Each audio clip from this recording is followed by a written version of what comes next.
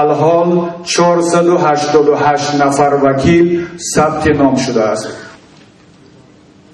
تشکر. رشته صحبت بر رئیس حزب نهضت اسلامی تاجیکستان برادر محیدین کبیری داده می‌شود.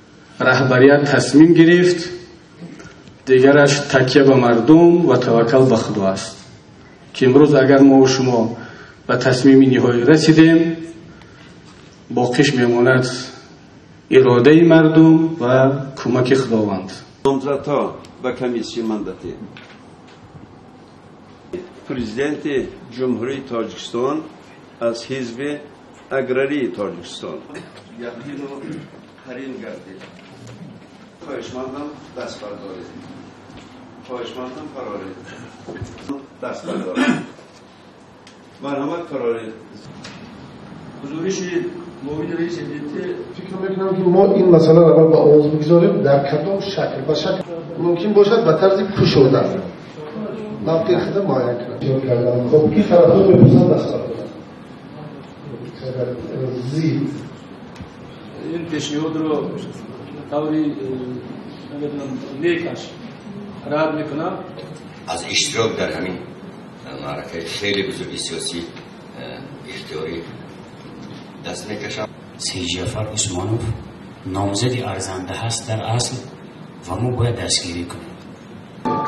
این دسیسه نیست، این اغوا نیست، انقلاب هم نیست، یگان چیز نیست. من انقلاب کرده شما نمیتونیم، خیلی بوده نداریم. شما فقط نیکی دسیسه میتونید دست. من خواهش میکنم 2 دقیقه دیگه.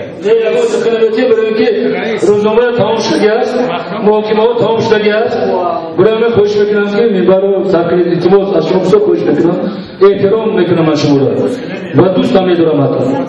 من میخواستم که مشکلات داخلی هنوز ختم نشده است، طوری که در دستخوان‌های ما گفتم، و منطقی نیست، منطقی و اخلاقی نیست شرکت حزب در معرکه مهم جدی چون انتخابات اخلاقی از نگاه اخلاقی و سیاسی درست نیست. از همین روز من فعالیت خودم رو تا حل شدن مسائل اساسی در داخل حزب ختم میکنم.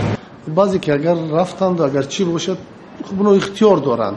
حزب ارگانیسم زنده است، باید داخل می شود، با خواهش خود می رود و وقتی که ما به حزب دموکرات کسی که نباشد شامل شد، یک پرینسیپ در نظر گرفت با نشانی اکثریت باید هر یک مسئله حل شود و وقتی که با نشان اکثریت حل می شود و من اعتراض میکنم، خب این پرابلم همون شخص سطحی دموکراتی بودن، سطحی اعضا بودن او است.